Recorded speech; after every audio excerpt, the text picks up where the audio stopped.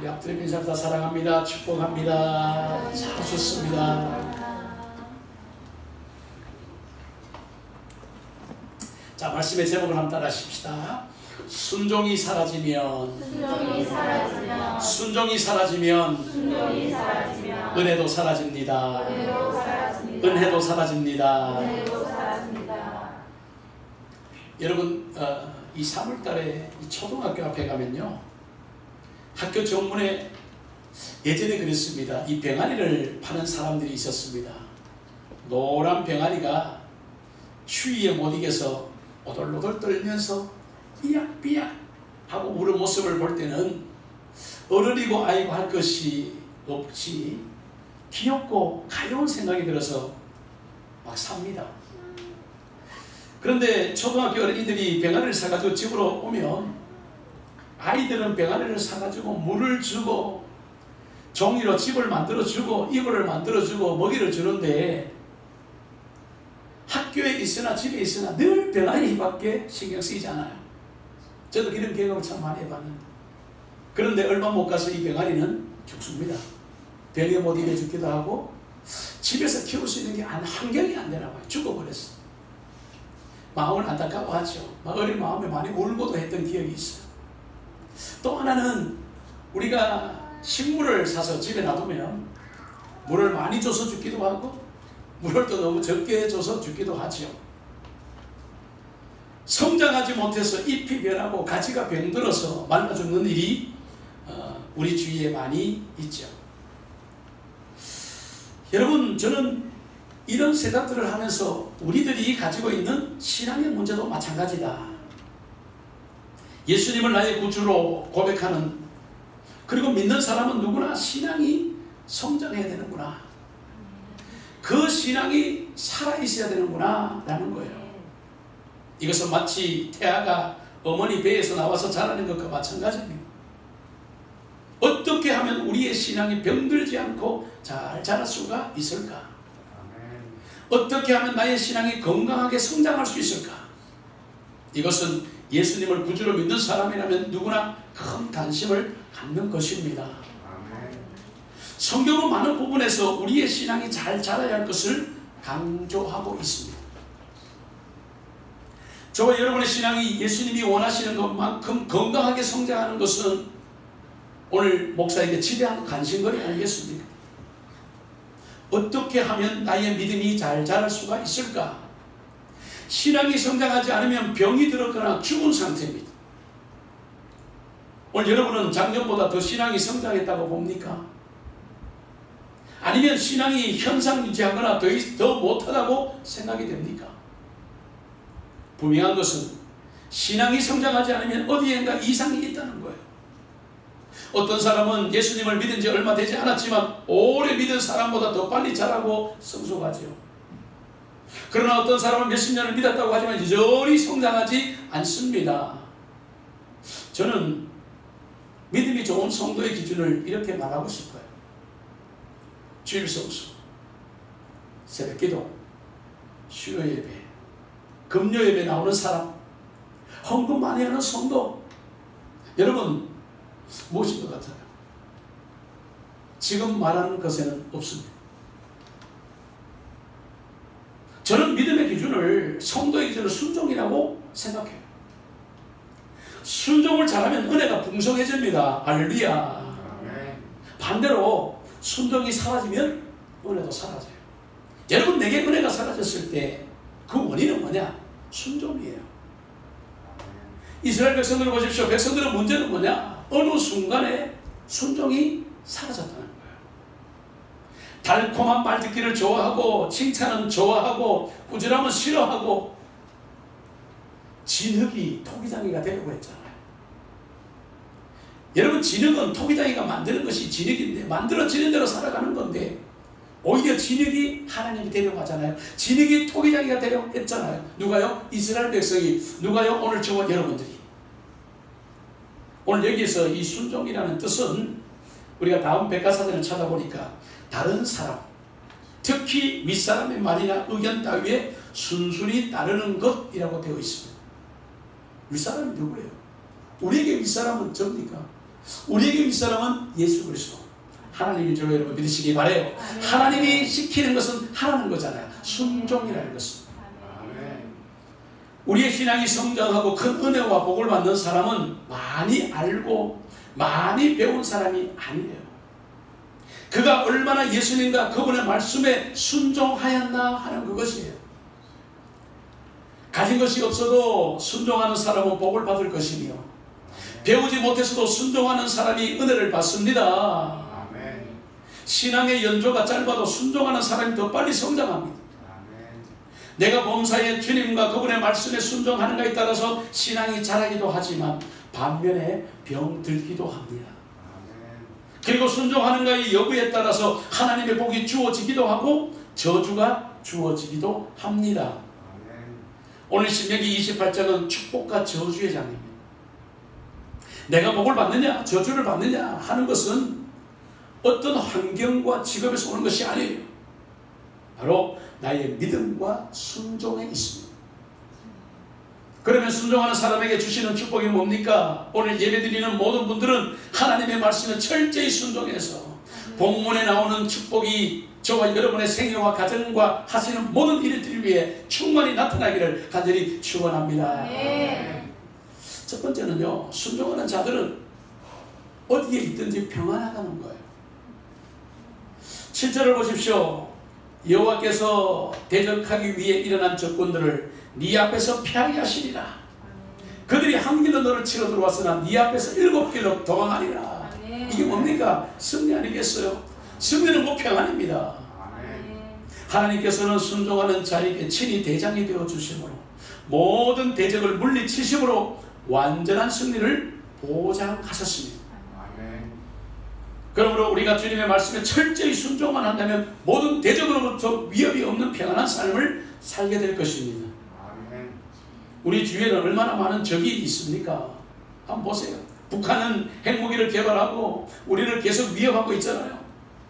모든 농산물 보시오. 올가이 뭡니까? 그 이후부터 농산물, 금융, 그리고 서비스, 통신, 운송, 지적 문화 모든 면에서 개방이 되어버렸어. 결국 지금 이 세계는 무역 전쟁을 하고 있는 것입니다. 그리고 또 보십시오. 나를 쓰러뜨리려고 하는 건강의 적이 또 있잖아요. 언제 쓰러질지 아무도 예측할 수가 없어요. 지금 건강하다고 지금 자랑할 게 아니거든. 언제 우리는 건강이 무너질지 모릅니다.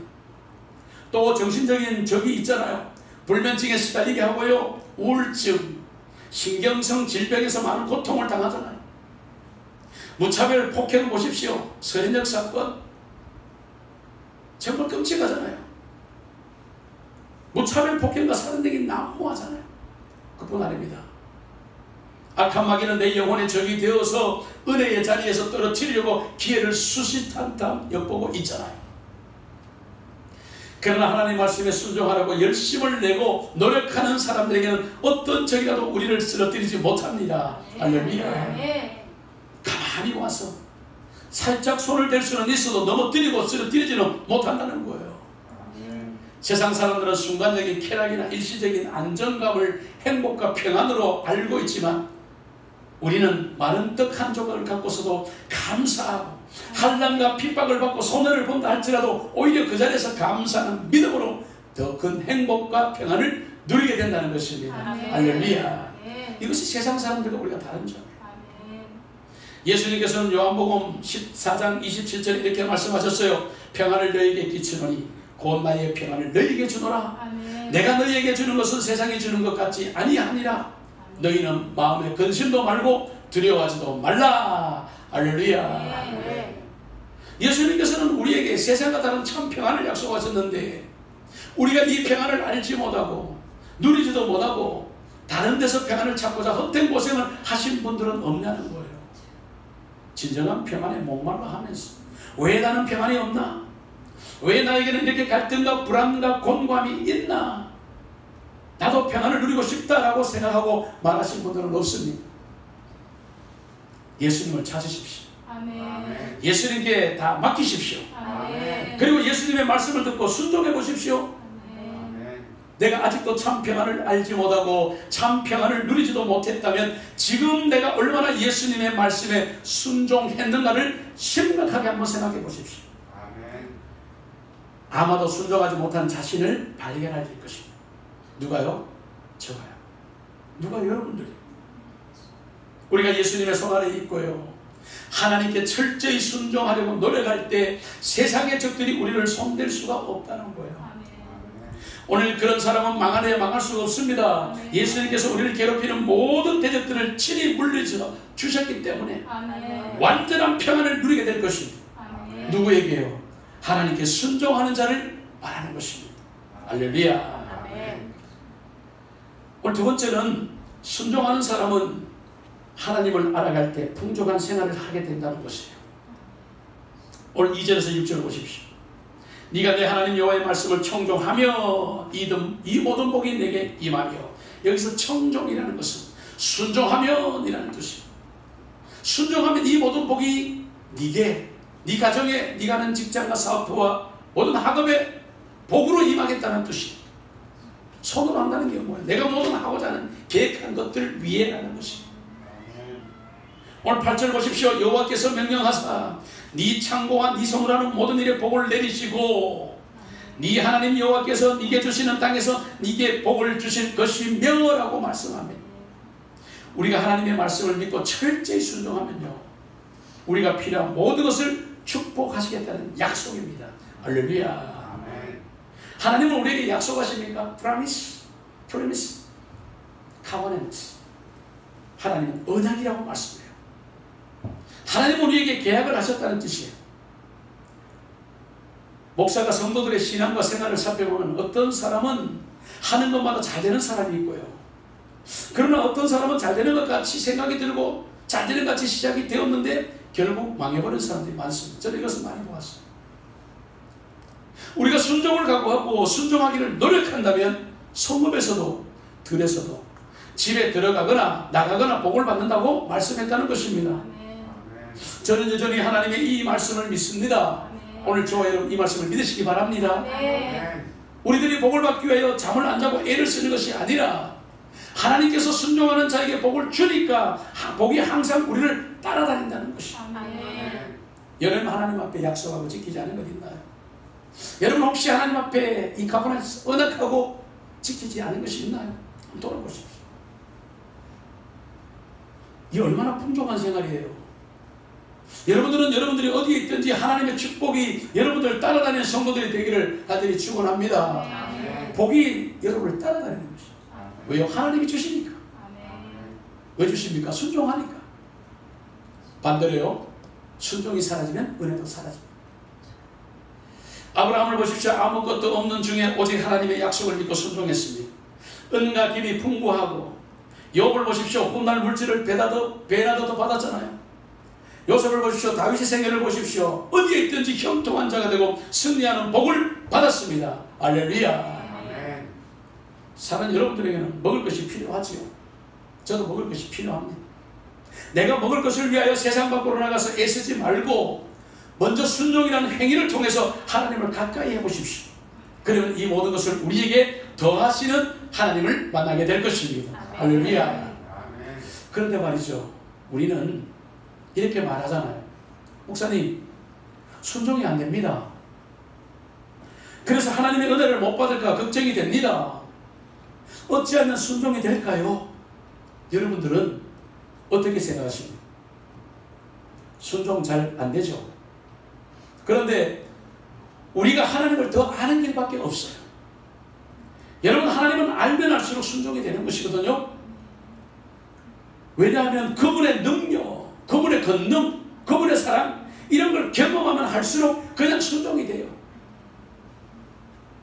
순종이 안 되면 하나님을 알려고 해야지, 순종하고 노력하지 마세요. 노력하지 말라는 건 아니고요, 노력하되 하나님을 더 알려고 노력하면 순종이 자동으로 이루어진다는 거예요. 예를 들면 이런 거예요. 아는 만큼 순종이 되는 것입니다. 부모 자식 간에도 우리가 효도하라고 굳이 말하지 않아도요, 자기네들이 시집가고 장가가서 애 낳고 살다 보면 알기 때문에 효도를 하는 것이에요. 이렇게 알게 되면 사랑을 베풀게 되고 하나님을 알면 순종을 하게 되는 것입니다. 할렐루야. 그래서 우리는 순종하기 위해 하나님을 잘 알건데요. 어떻게 그러면 알 수 있습니까? 말씀을 읽으셔야 돼요. 하나님 말씀을 우리는 절대 하나님 알 수가 없고요. 하나님 말씀을 순종하지 않으면 절대 하나님 말씀을 우리가 깨닫지 않으면 순종할 수가 없어요. 순종하고 싶어도 무엇이 순종인지 모르고 하는 거거든요. 우리는 열왕기상 17장 8절 16절에 말씀을 보게 되면요, 아주 가난한 사렙다 가부가 있었어요. 풍족한 생활을 우리는 기억할 수 있죠. 그의 결론은 풍족했지만 과정을 보십시오. 처음에 그녀는 수많은 기근으로 먹을 것이 없었습니다. 북이스라엘 때죠. 엘리야 선지자가 있을 때입니다. 3년 가뭄이 오면요, 먹을 것이 없어요. 장정들도 굶고 병들고 죽어가고요, 부유한 사람들도 굶주리는데 어린 아들 하나 데리고 있는 과부, 가지고 있는 마지막 떡 한 조각 기름 가지고 먹고 그냥 죽으려고 하고 있는데 엘리야 선지자가 나타나죠. 네게 있는 것 다 내게 달라. 지금 그 떡을 구워서 내게 먹여라 라고 얘기할 때, 만약 제가 그런 상황을 만나면 저는 이렇게 말하겠어요. 이렇게 어려운 줄 몰랐습니다. 저한테 안 주셔도 됩니다. 그냥 다 드세요 라고 했을지도 모르는데 엘리야 선지자는 그렇게 하지 않았습니다. 집에서 한 끼를 겨우 먹을 만큼의 가루와 기름을 달라고 얘기해요. 아주 뻔뻔스럽지 않아요? 나를 위하여 떡을 만들어 내게로 가져오시오. 내가 먹은 후에 당신과 당신의 아들을 먹이것이오. 이스라엘 하나님 여호와의 말씀이 나 여호와가 비를 치면 내린 날까지 그 통의 기름은 다하지 아니하고 그 병의 기름은 없애지 아니하라. 그 통의 가루는 다하지 않고 그 병의 기름은 없애지 아니하리라고 말씀했다는 것이에요. 할렐루야. 살다 가면 엘리야 선지자의 말대로 순종하였더니, 여기서 순종하였더니 그 뜻을 이해하고 따랐더니 하나님을 알았더니 선지자의 말씀을 들었더니라는 뜻이에요. 통의 가루가 떨어지지 않았어요. 병의 기름이 없어지지 않았어요. 가뭄이 끝나는 그날까지. 이 얼마나 큰 축복입니까? 아무리 통에서 가루를 퍼내고 또 퍼내도 가루는 여전히 통에 남아있고요, 병에서 기름을 덜어내고 또 덜어내도 기름이 끊어지지 않았다는 것이에요. 이것은 사렙다 가부가 하나님의 말씀에 순종한 결과입니다. 할렐루야. 할렐루야. 사랑하는 성도 여러분, 여러분들에게 얼마나 많은 물질이 필요합니까? 말씀에 순종함으로 여러분의 통과 병에서 끊이지 않는 풍족한 충만으로, 풍족한 풍성한 충만함으로 채워지기를 예수님의 이름으로 축복합니다. 오늘부터 하나님의 뜻대로, 그리고 알려고 말씀 읽고 무단히 애쓸 때 하나님의 약속된 풍성함은 우리와 우리의 자녀들에게 보장되어질 줄로 믿으시기 바랍니다. 이러한 순종의 성도들이 다 되시기를 간절히 축원합니다. 이제 마지막 세 번째로, 순종의 성도는 많은 사람들보다 뛰어나게 됩니다. 그 위에 있다는 거예요. 9절 10절 보십시오. 여호와께서 네게 명령하신 대로 너를 세워 자기의 성민이 되게 하시리니. 자, 하나님께서 우리에게 맹세하신 대로 우리를 세워서 하나님의 백성이 되게 하겠다는 뜻이잖아요. 그리고 그 땅의 모든 백성이 여호와의 이름을 너를 위하여 불리는 것을 보고 너를 두려워하리라 라는 것이, 우리가 말씀 앞에 순종하면요, 세계 만민 중에 뛰어나게 하신다는 약속이에요. 여러분, 하나님을 아는 유대인들을 보십시오. 미국의 경제를 움직이고 있잖아요. 세계의 경제를 유대인들이 움직이고 있어요. 그들 물론 예수 그리스도를 인정하지 않지만 하나님의 선한 백성으로서의 삶은 바로 그것이, 하나님께 순종하는 자들에게 명철한 지혜를 주시고요, 그들의 명예와 권위를 얻게 하셨습니다. 이스라엘이 원래 작은 나라였잖아요. 소수의 무리에 불과했잖아요. 그러나 하나님을 믿었죠. 순종했죠. 모든 나라를 지배할 수 있었고 번영과 황금기를 누릴 수가 있었습니다. 다윗 때 그랬고요, 솔로몬 때 그랬고요, 역대 왕들, 유대 왕들을 보십시오. 우리는 고린도서 1장 16절에 이렇게 말씀합니다. 만물이 그에게서 창조되되 하늘과 땅에서 보이는 것들과 보이지 않은 것들과 혹은 왕권들이나 주권들이나 통치자들이나 권세들이나 만물이 다 그로 말미암고 그를 위하여 창조되었고 라고 말씀합니다. 세상의 모든 왕권, 주권을 가지신 하나님께서 믿고 순종하는 자들에게 높은 지위를 주시겠다는 거예요. 세상이 두려워할 정도로 머리가 되게 하시겠다는 거예요. 비록 지금은 미천하고 연약해서 주위 사람들이 우리를 얕잡아보고 비방을 해도 우리는 말씀만 바라보고 믿음의 길을 걸어가면 하나님의 보좌 앞에서 건세와 영광의 멸관을 쓰게 될 줄로 믿으시기 바랍니다. 요셉을 보십시오. 종이 되었잖아요. 옥에 갇히는 죄인이 되었잖아요. 하나님은 그를 총리로 높여주셨어요. 다니엘을 보십시오. 바벨론의 포로가 되어서 그 밑에서 자란 그는 사자굴에 들어갔으나 하나님은 그를 구하여 내시고 도리어 더 높은 지위와 권세를 주셨습니다. 이제 우리는 하나님이 나를 높여주시는 삶을 살아야지, 내가 나를 높이고 나를 자랑하며 자신의 힘으로 더 앞서가려고 애쓴다면 그것은 쉽게 망가질 수 있습니다. 욥기서 24장 24절을 보면 그들은 잠깐 동안 높아졌다가 천대를 받을 것이며 잘려 모아진 곡식 이삭처럼 되리라 라고 말씀합니다. 오늘 아무리 큰 권력이 있어도 사람들에게 무시를 당하고 멸시를 받고 인간 취급을 받지 못하면 그 인생은 정말 불행합니다. 그러나 오늘 연약하고 가진 것이 부족하며 아는 것이 없어도 전능하신 하나님께서 나와 함께 하실 때 인정받는 줄로 믿으시기 바랍니다. 그러기 위해 한번 순종해 보십시오. 순종하면 은혜가 함께 하실 것입니다.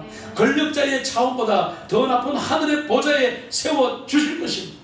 이런 은혜가 오늘 예배하는 저와 여러분 함께 하기를 간절히 축원합니다. 축원합니다. 이제 말씀을 정리합니다. 사랑하는 지파님과 성도 여러분, 하나님의 축복을 대망하시는 우리 성도 여러분, 나를 위하여 내가 무엇을 할까를 생각하지 마십시오. 오직 하나님의 말씀에 순종하면서 충성해 보십시오.